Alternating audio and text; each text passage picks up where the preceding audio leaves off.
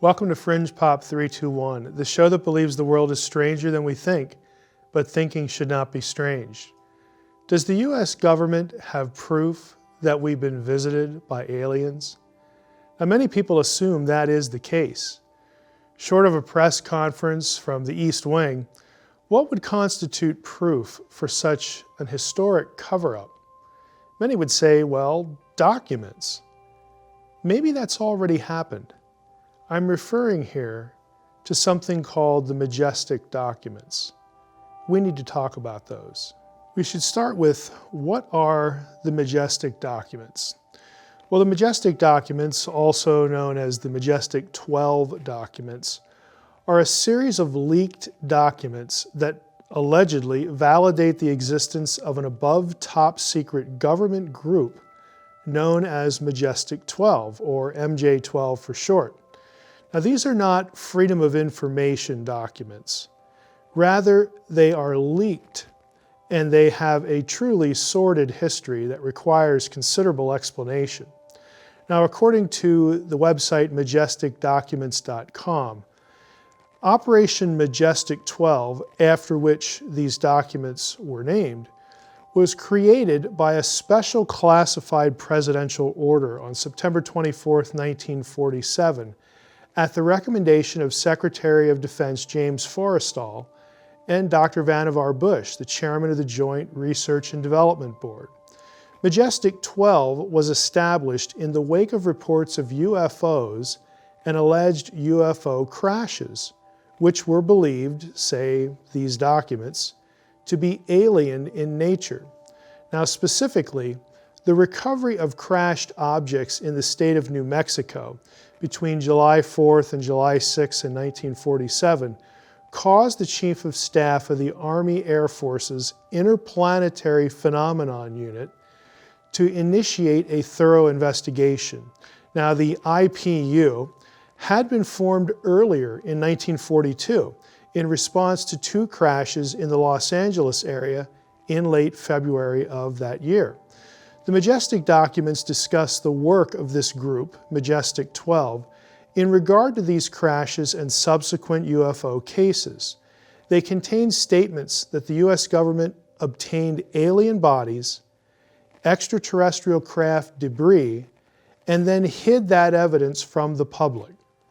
Now, before we even get into, can we trust these documents as a good source of information, we need to first know about how in the world these documents actually surfaced. How were they leaked? Because again, as I mentioned earlier, these documents have a truly sordid history. Now, the story of the Majestic documents begins in 1984. UFO believer and film producer Jamie Shandera received an envelope that contained photographs of 8 pages of documents. Now, these were purported to be briefing papers describing Operation Majestic 12. They revealed a secret committee of 12, MJ12, supposedly authorized by President Harry S. Truman in 1952. They gave the names of MJ12 members, and they detailed the crash of an alien spacecraft at Roswell, New Mexico in 1947. The documents further explained that bodies and alien technology were recovered and how the matter was concealed from the public. MJ12, again this mysterious group, was tasked with exploiting the technology. Now, Shandera had 2 colleagues involved in studying the leaked documents, Stanton Friedman and William Moore. Shandera and Moore were later, in 1985, contacted by anonymous individuals about more information. They were led to discover what would become known as the Cutler Twining Memo, again part of the Majestic document cache as we know it now, while they were researching in the National Archives. And this is another sort of spy tale all of its own. Shandera and Moore received postcards postmarked New Zealand with a return address of Box 189, Addis Ababa, Ethiopia. The postcards contained cryptic messages referring to Reese's Pieces, the candy, and Suitland. Now, the two colleagues assumed that this was code language, but they never solved the mystery of the language. A few months later, in an apparent coincidence, Friedman asked Moore and Shandera to examine newly declassified Air Force documents at the National Archives repository in Suitland, Maryland. The head archivist was named Ed Reese, and so they started to put the language together. During their visit to the National Archives, Shandera and Moore discovered the Cutler Twining Memo, dated July 14, 1954. It turned up in Box 189. Recall the language on the postcards, Box 189, Addis Ababa, Ethiopia. Now, the circumstances of the discovery of this memo has led most UFO researchers to see it as a deliberately planted document. The Cutler Twining Memo lacked, for instance, distinctive archive catalog numbers. Therefore, it appeared to be planted in some way. Admittedly, though, it would be very difficult to pull that off because of security protocols in place at the National Archives. Moore and Shandera were accused by some of a hoax, nevertheless. Now, Friedman defended them by noting that the Cutler Twining Memo was not a picture. It was on original onion skin paper, widely used by the government at that time. Subsequent research by skeptic Philip Klaus, however, showed that Nathan Twining was actually out of the country at the time he supposedly wrote the Cutler Twining Memo. Nevertheless, today, some still defend it as one of the allegedly authentic Majestic 12 documents. Believe it or not, the story of the Majestic 12 document leaks gets even shadier and murkier than that. After those events, another UFO researcher and filmmaker, Linda Moulton Howe, was contacted by a man named Richard Doty. Doty worked for the AFOSI, the Air Force Office of Special Investigations. He told Howe that the MJ12 story was true and promised her film footage of an actual alien. Now, it turns out that Doty was a skilled disinformation agent. He's infamous in the UFO community for this episode with Howe and for feeding disinformation about UFOs to a person named Paul Benowitz, a physicist and inventor who lived in Albuquerque, New Mexico. Benowitz was fed a variety of stories by Doty about alien visitation and UFOs, and eventually Benowitz was literally driven insane. He had to be institutionalized at the end of his involvement with Doty. The FBI eventually got involved and conducted their own investigation of the Majestic documents and this whole story. They, of course, believed that the documents were frauds. In 1996, a document called the MJ12 Special Operations Manual was leaked. This manual was ostensibly about how to deal with crash retrievals and what to do with alien bodies. It was a set of protocols. In 1989, William Moore shocked the UFO community when he confessed at a MUFON conference, MUFON stands for the Mutual UFO Network, that he had begun meeting with Richard Doty as far back as 1981 for what he thought would be insider information from Doty in exchange for giving Doty information about members of MUFON. Now, this was before the first MJ12 document leak. If he was meeting with Doty as far back as 1981, that precedes the leakage of these documents, which is highly suspicious. 1981 is also prior to what happened to Paul Benowitz. So Doty had already been involved in the UFO community in some very suspicious and sinister ways. And he was meeting with Moore, one of the three individuals who wound up getting access to the leaked Majestic documents. Again, the circumstances are highly suspicious. Moore partnered with Shandera, again, before the leaks, to produce a UFO documentary. So when we get the leak of the Majestic documents, for the very first time, it was a little more than convenient in light of all the things that were going on that the public only began to know about in 1989 with Moore's confession. Now, Moore's confession made him a Benedict Arnold in UFO circles, which is no surprise. It casts even more doubt, because of Doty, on the MJ12 documents.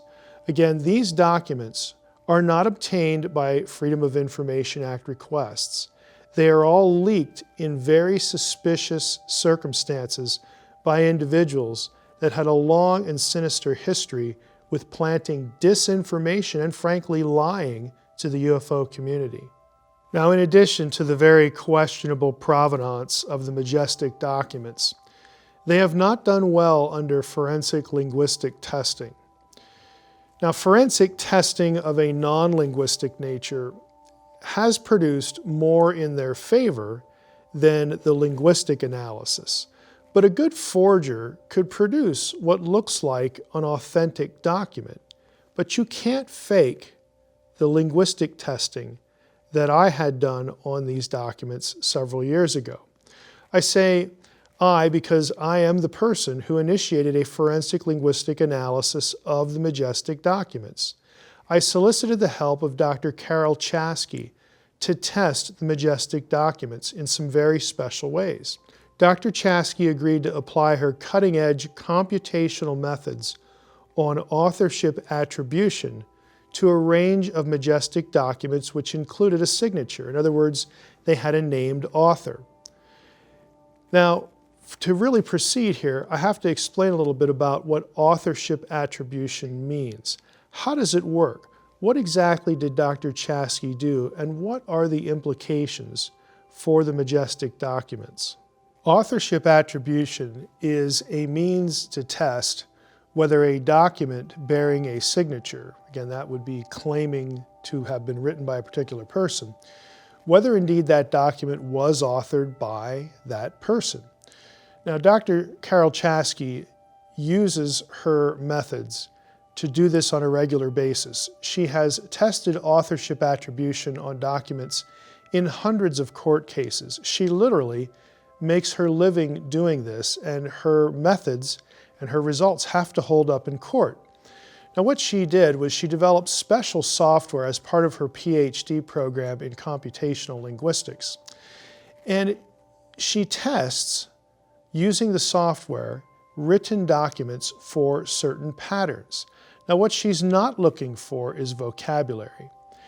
A dedicated forger could learn the vocabulary of the particular person that he wanted to forge a document and then have that, attributed to that person with, enough effort. For instance, if I was a forger and I wanted to forge a document and then make it look like a biologist wrote that document, I would be able to learn the language of that particular field, given enough time, again, given enough dedication. It's easy to sort of learn the lingo there and then use it to forge a document. That is not what authorship attribution looks for. What Dr. Chasky's software does is it looks for unconscious patterns. Words that we don't think about, like function words, prepositions, conjunctions. They are used no matter what field a person works in. Things like word order and syntax, even punctuation. These are all things that writers don't consciously think about, but that they use in patterned ways over the course of their writing. Now, procedurally, what we did was we took Majestic documents that had a signature, some author attributed to them. We digitized those, and then we digitized a group of known undisputed documents authored by the claimed author or authors. There were more than one author in what we tested. Now, the software will spot patterns in both the known and the unknown documents. Again, these unconscious patterns, and then compare the known with the unknown documents. Now, in the paper that I authored describing the testing that we did and the findings that we achieved, I wrote this. The focus of this study is validation or falsification of the authorship attributions of the Majestic documents. As such, the scientific methods employed for this study cannot be used to validate the content of any of the Majestic documents whose authorship proves genuine. The computational methods of the research cannot determine the truth of written content. It can only determine whether or not that content was written by the attributed author. Refutation of attributed authorship would prove a document is a forgery, and so the content of that document would therefore be considered spurious. Now, we tested 17 Majestic documents in all. All 17 had an attributed author. Some of these documents are among the most explosive in terms of their content. For example, they discuss extraterrestrial bodies at crash sites, that sort of thing. Only one of the 17 documents that we had tested by Dr. Chasky proved authentic. And interestingly enough, it was very innocuous when it came to content. It was not a document that had anything to do with alien bodies or crashes of UFOs or anything like that. So the final result of the linguistic testing that we had done is that the most explosive documents for whom authorship was claimed were bogus. Now again, this doesn't address documents that are part of the Majestic 12 series of documents that lacked an author. We couldn't use authorship attribution on documents that don't claim an author. But some of the most explosive, the most interesting, and the ones that sort of this alien theory hangs on the most, did claim an author, and they were shown to be bogus. So where does all the information we talked about in this episode leave us? Well, the Majestic documents are far from a smoking gun for proof of a UFO alien conspiracy and cover-up. Their provenance is very suspicious, and linguistic testing point to them being frauds. Actually, there are more interesting documents when it comes to UFOs, and we'll get to some of those in other episodes. Thanks for watching Fringe Pop 321. Please visit our website for source materials on this episode and others, and come back and watch again, because what you know may not be so.